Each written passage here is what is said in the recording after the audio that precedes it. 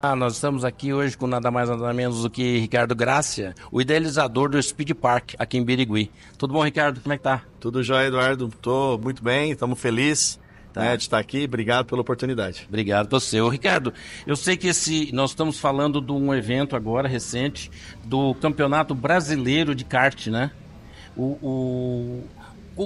Dá um panorama para nós, desde a idealização. Você idealizou esse projeto e hoje é uma realidade, pelo que você me disse, já está no segundo Campeonato Brasileiro, né?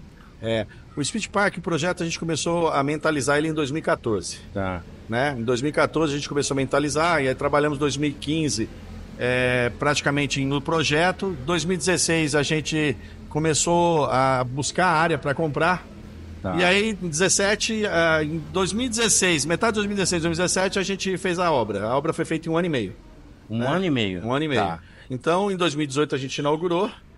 Aí, em 2020, a gente conseguiu trazer o primeiro brasileiro. Né? Então, foi muito legal porque não é fácil trazer uma competição dessa magnitude. Nós estamos falando do maior campeonato de kart praticamente da América. Né? Então, são 300 pilotos hoje aqui. 300 pilotos competindo. Então tem toda uma negociação com confederações. Tá. Tem todo um trabalho de convencimento dos pilotos, das equipes. Tá. Né? Então, não é uma situação vai ser ali pronto, né? E então, a gente está muito feliz. Tem todo um desafio, né? Tem. Você tem um parâmetro técnico, como é que... É o que a gente chama, né? A confederação, ela anda com o campeonato pelo Brasil todo para fomentar o esporte. Tá. O que acontece é que esse campeonato ele se tornou tão grande que não tem lugar para colocar muito ele. Olha só. Tem poucas opções hoje. Então, o Speed Park, pelo acolhimento, pela estrutura, pelo que a gente faz, não só corrida, mas um evento, ele hoje é uma referência para que esses campeonatos maiores venham para cá. Porque a estrutura foi feita para campeonatos grandes. Tá, e quando você idealizou, você já pensou nisso, né? Desde o começo. Na verdade, o Speed Park foi idealizado para trazer o Mundial de Kart. Que nós íamos trazer em 2018, né? Desculpa, em 2020, né? Então, foi feito para isso. Okay. Mas aí, infelizmente, com a Covid, cancelaram o Mundial de Kart de sair da Europa. Tá. Então ele acabou ficando lá na Europa, na Espanha, numa proporção bem pequena, porque era Covid ainda. Tá. E a gente acabou perdendo. Mas, em contrapartida, trouxemos para cá 3 etapas do Troféu Ayrton Senna, Circuito Paulista de Kart. Olha. Nós temos agora a segunda etapa do Campeonato Brasileiro. Então, assim, já mostrou-se ser uma arena que todo ano a gente tem evento. Poxa, e me dá Ricardo, em relação a tamanho e porte de pista, em relação ao América do Sul, o Brasil, o mundo, me parece que essa estrutura é uma das maiores da América do Sul, né? Nós somos, na verdade, hoje a maior estrutura da América. Tá. Nem nos Estados Unidos, ou Canadá, que seja, ou México, não tem uma estrutura como a nossa. Tá. Então, além dela ser a maior estrutura da América, ela tem uma modernidade. É o cartódromo mais seguro e mais moderno, porque as bandeiras são digitais. A pista foi projetada com as áreas de escape dentro do padrão FIA. Okay. Toda a parte de pneus de impacto e barreiras de impacto são homologação FIA. Então, nós somos o cartódromo do Brasil homologado FIA. Tá, e em relação a investimentos, em relação à estrutura, foi feito um investimento pensando já no Campeonato Mundial. Nós pensamos no Campeonato Mundial, que é menor do que esse. Verdade. Por incrível que pareça, em número de pilotos é menor. Tá. Em repercussão, talvez, mundialmente falando, maior. Tá. Né? Porque isso aqui tem uma repercussão nacional. Ok. Então hoje estão as televisões, toda a mídia está aqui, né? Tá o Brasil todo aqui hoje. Tá. Mas estaria o mundo todo aqui. Sim. Então a gente tem realmente aí a visão que foi construída para isso. Ok. Mas quem sabe ele vem, né? A gente ainda não desistiu do Mundial vir para cá, não. Tá, então me dá um panorama, como é que um piloto, o que ele precisa fazer para se tornar um competidor a nível de estar disputando o nível nacional? A gente tem aqui as categorias dos motores 4 tempos. Tá. Né, que as crianças podem começar na categoria Mirim, com 6 anos de idade. Olha só. Hoje a gente tem aqui, que a gente fala aqui no interior, de mamanda caducando, né? Tá. Então tem desde crianças com 6 anos de idade, com senhores aqui de 70. Tá. 75, correndo. Então a gente tem, assim, uma felicidade muito grande. Para se tornar um piloto, o que você precisa fazer? Adquirir seu equipamento. Ok. Contratar uma equipe, que é um mecânico, geralmente. A equipe é formada de um mecânico. E treinar. Tá. E se inscrever. né? Tem que estar cadastrado na federação, né? Então você tem que ser um piloto federado para que possa competir no campeonato profissional. Aí você tem aqui uma pista infantil, né? Tem, a gente é num complexo onde a gente pensou na família. Tá? Porque eu fui em muitos cartódromos com o Ricardinho e não tinha nem banheiro direito. E aí a gente sofria demais. Eu falei, não vou proporcionar isso para as famílias dos pilotos. Então a gente tem desde a preocupação de ter um banheiro, de ter um restaurante, de ter um evento, de ter uma equipe médica preparada, que é a Araça Médica que está aqui. Então tem tudo isso que a gente se preocupa hoje para proporcionar.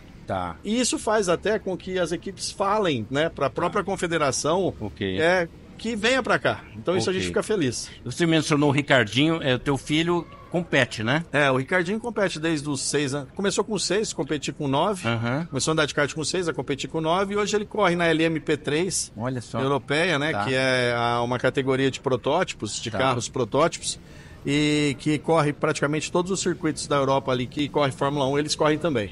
Então, Ricardo, para quem não entende, para quem não acompanha o esporte, o kart começa pelo kart. Nós somos um país do Ayrton Senna, né? Nós temos um país que tem um piloto de Fórmula 1 de destaque mundial e histórico, né? Começa com o kart e quais são os passos que um piloto... Uma ótima pergunta, porque é uma curiosidade de todo mundo, né? Então, assim, às vezes as pessoas não conseguem entender essa escada, né? Exatamente. Então é uma escada muito legal. E ela se divide num certo momento. Então eu vou explicar. Tudo começa no kart. Né? Então o kart você vai passando de categorias. O próprio Ayrton Senna começou no kart. Muito. Inclusive era muito bom no kart. Né? Então você vai passando de categoria no kart até você... e para os carros. Aí naquele momento do carro você tem que escolher entre... São os Stock Car. Exato. Aí tem duas categorias. Tem o monoposto. O monoposto são os fórmulas. Então Fórmula 3, Fórmula 4, Fórmula 3, Fórmula 2, Fórmula 1. E é o Fórmula Indy. Que é o formato automóvel. Não, que é o formato de carro de Fórmula 1. Carro de Fórmula 1. Isso, que é aqueles monopostos mesmo, uma pessoa sentada no centro. Entendi, Isso é um estilo, então é uma vertente que abre do automobilismo. A outra vertente é o carro, um formato de carro, que é o turismo. Então você pode ir pro turismo, ou você pode ir pro endurance, ou você pode ir pro que a gente chama hoje, que é o Ricardinho nos protótipos, né? Então é uma outra vertente que abre. Então essas duas vertentes que existem, os carros de fórmula e os carros que são mais um padrão de carro de rua, vamos dizer assim, né? No seu shape, no seu visual. E aí Fórmula Indy, Fórmula Ford, tem o que seria isso? A Fórmula Indy é uma categoria de monoposto também, americana, né? Que é uma categoria que tem duas características. Uma que o carro é também parecido com o da Fórmula 1, só que eles correm em circuito oval, algumas pistas, né? O que a Fórmula 1 não corre. Eu lembro de ter... Ainda existe aquelas 24 horas de Le Mans? A 24 horas de Le Mans existe. É a categoria... Uma das categorias que o Ricardinho pretende correr. Né? Ele corre no mesmo carro, praticamente de formato, mas não de potência, que 24 horas de Le Mans. Né? Por isso que a categoria dele chama LMP3. É Le Mans, Le Mans P3. Aí depois fica Le Mans P1. Aí depois vai para o WEC. O WEC é o Endurance, que é a Fórmula 1 do Endurance. São corridas de longa duração. Ricardo, a paixão por velocidade é o ser humano, desde quando o carro foi inventado, ela é uma coisa que vibra, né? Não tem quem não goste de velocidade, né? O próprio Henry Ford, as indústrias de automóvel, elas sempre tiveram carros, testes, e sempre... A corrida de automóvel, ela é antiga, tem mais de 100 anos, né? E ela sempre serviu para divulgar os automóveis, né? Que é uma paixão, né? Muito do que a gente tem no nosso carro hoje nasceu nas competições, né? Nasceu lá. Exatamente. Então, desde tipos de freio mais eficientes, sistemas de segurança, são desenvolvidos nesses carros de competição e depois é trazido em escala para o automóvel de rua, né? E existe um fã de corrida muito grande, né? O Brasil tem um potencial muito grande, né? Tem. O brasileiro é apaixonado por automobilismo, o brasileiro é apaixonado por corrida.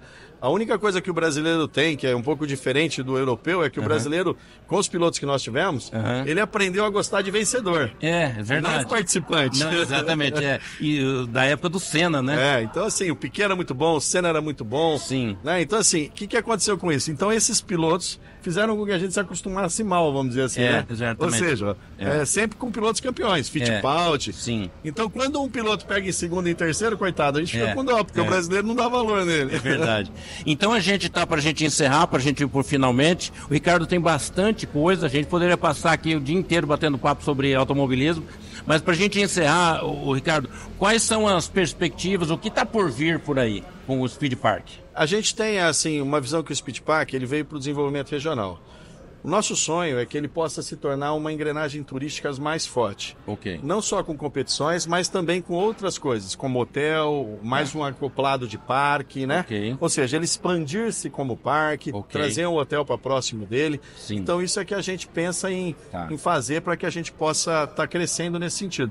Neste momento, como turismo. Como competição, a gente tem os nossos campeonatos, né, que já são campeonatos tradicionais, e que a gente todo ano desenvolve ele para manter a nossa pista ocupada e os pilotos ativos. Então há projetos de ter ampliações estruturais para mais coisa. Nós temos intenção, os projetos ainda não, são intenções, né, onde a gente pretende fazer esse desenvolvimento.